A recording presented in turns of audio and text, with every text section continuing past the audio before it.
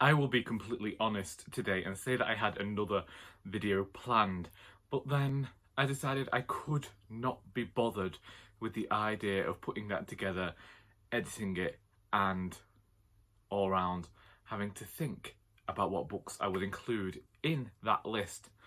So push that back a bit. Hi everyone, my name is Charlie and today I have something like a mid-month wrap-up, only it's the 17th of December. When this video is uploaded it's probably going to be the 18th of December, and it's really completely, utterly useless filler content in which I'm just going to talk about what books I'm currently reading, what books I have read this month, and I could have picked one book off my shelf, but I've chosen not to do that. I'm not going to insert a picture here. You've seen it in my vlog. So we'll talk about the one book that I've read this month, and that was The Miracle on Ebenezer Street by Catherine Doyle, which is a middle grade book taking on elements of A Christmas Carol by Charles Dickens, 3 years previous to the events talked about within this book. George's mother died at Christmas time. Because of this, his father has decided to cancel Christmas. They don't celebrate it, they don't see relatives, and his father has really become something of a shell of his former self who just works all the time, giving us a different sort of miser, as in Scrooge. Indeed, he gets called a Scrooge in this book. George is looking for the magic of Christmas again and also wants to bring his father out of his grief, and ends up going into a magical shop where he discovers a snow globe. Through shaking this snow globe, he ends up inciting a few events that mimic the past, present and future ghosts in A Christmas Carol. This was a rather good Christmas book, very festive, and the only thing I wished more that had been explored was George's father's grief. I feel like towards the end, maybe it's me as an adult putting too much focus on this, because I know that when I was younger, this would have been one of the books I kept going back to help figure out how to process my own grief. But looking at George's father's grief, I know that as a child, I was probably a bit more self-centered, similar to George, only considering my own grief and not thinking of the grief of older people, older relatives, I should say. So I suppose that makes sense. I just wish that the final act had been a bit more thought out. It seems to happen very quickly. Otherwise, it's a great book, a great festive read that you could probably plan for next year now, or if you have a really fast reader in your family, then I'm sure they'd be able to gobble this one up before the big day next week. I suppose the next book that I should talk about is The Lollipop Shoes by Joanne Harris. This is the second book in the Chocolat series starring Vianne Rocher. I told Emily of Novel Novels that she could start reading the series with this book, because I started reading the series with this book, not realising it was a sequel. However, having now read 100 or so pages, I do think that Chocolat would be a better place to start if you were to go into this series, simply because this book improves upon Chocolat. We're shown the protagonist in a different light, and I think that if you know who the character was in the first book, it gives you more of a sensation as to what happened, why is the character living in these circumstances. However, I'm loving this book, I'm adoring it. I have decided to read one part a day over 8 days and finish it on Monday. I do sometimes think that I might just end up rushing through and finishing it all, because I am thrilled to be back in this world. There is so much nostalgia here. I love the magic at the core of this book. I love the way that magic is discussed. It reminds me of the charmed magic, the practical magic that where it's not extremely over and there aren't all these explosions.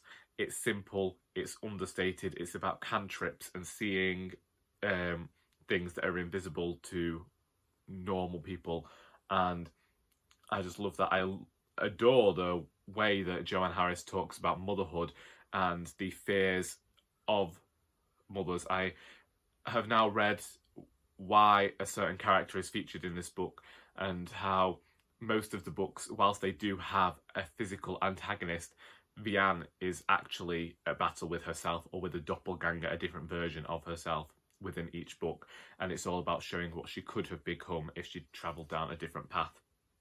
However, this is an incredibly festive, Christmassy book, and knowing Vianne as a character now, I still feel a tiny bit heartbroken when I'm reading her character and wishing that she'd make different decisions. But I know that in the end, how this book turns out, it's just stunning, and I'm really thrilled, and it does just have this sense of comfort because I know what's going to happen, and I am really glad to have chosen to finally reread it this year.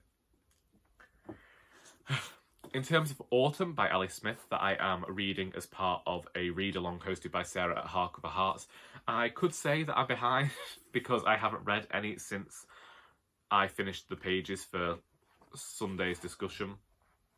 But I can very easily just read this, and I tend to leave my reading of this until quite late into the discussion process, or when we're going to discuss the book, because I like to go into it fresh. I don't tend to make notes, which is probably to my detriment, because if I made notes, I'd probably be able to discuss the book more with the other people who are in that discussion.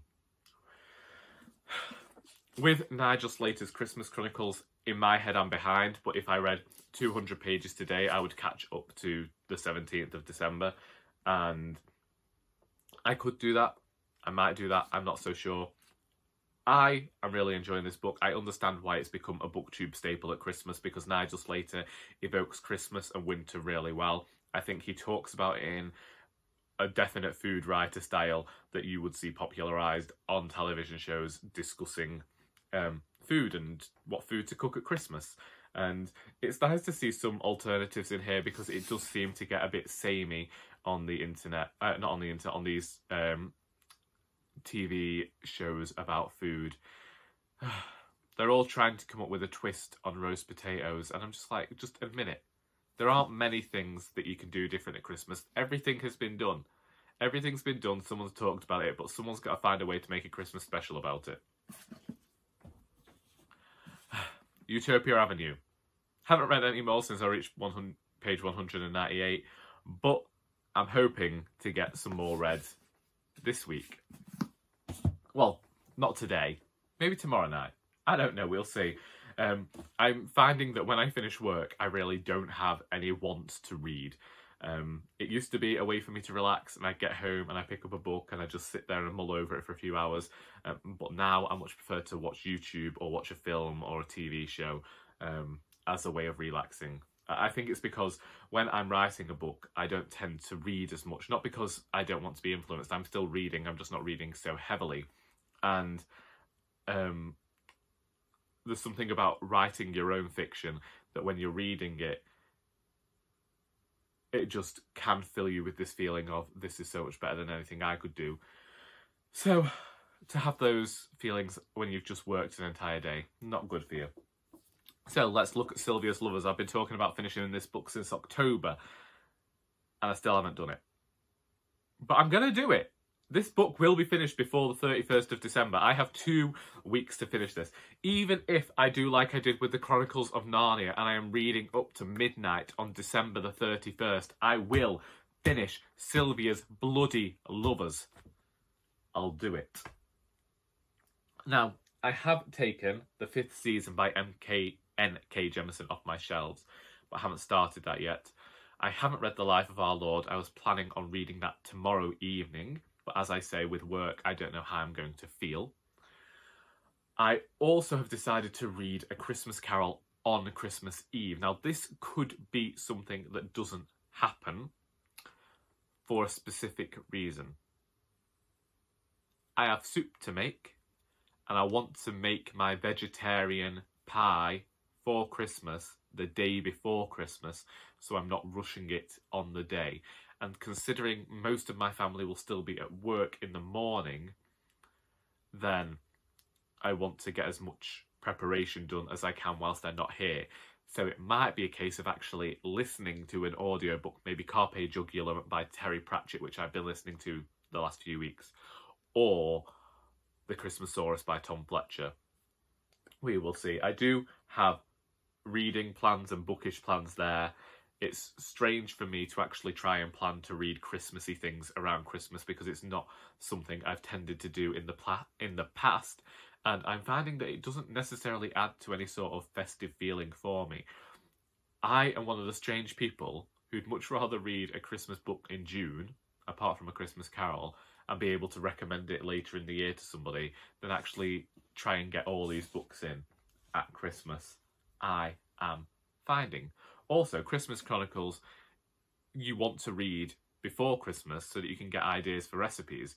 So I feel like reading this for the first year, I'm not actually going to benefit from any of the recipes or anything in here until next Christmas, because my Christmas plans are already made, and considering I'm still reading stuff from November in December, that's all I can say on that matter. Of course, I still want to get to Legendborn, I still want to get to Crownbreaker, and I still want to Drive Your Plough Over the Bones of the Dead. I plan to read that book on Tuesday.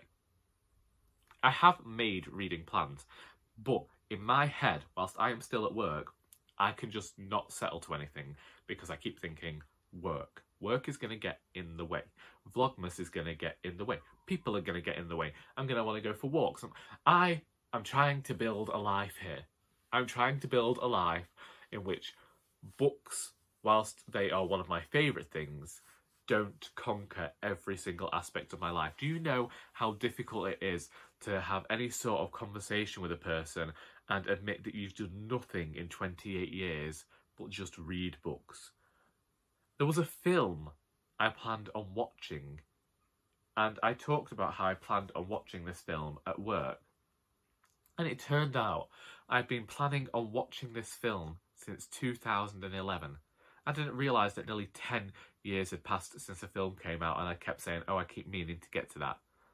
Why am I the type of person who keeps meaning to get to things rather than actually just bloody doing them in the moment? I talk about living in the moment, but then I think about all the other things I've got to do.